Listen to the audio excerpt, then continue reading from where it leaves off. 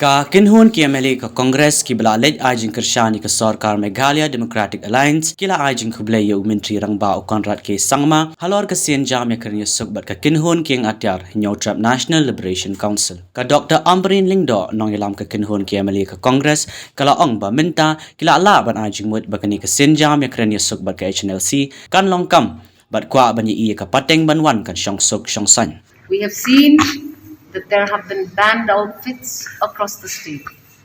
There has been a reversal of their issues on other parts of the state.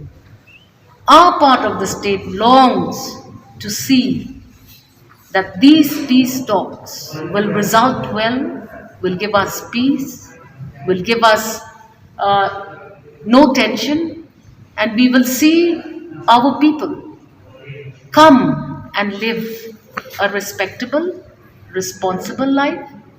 It is very heartbreaking to see that for years these talks have left pending.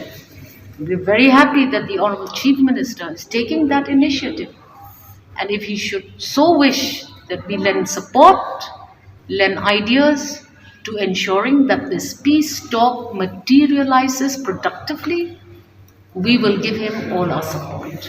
We want peace, and we would like to see the younger generation of our communities see the ray of hope and light.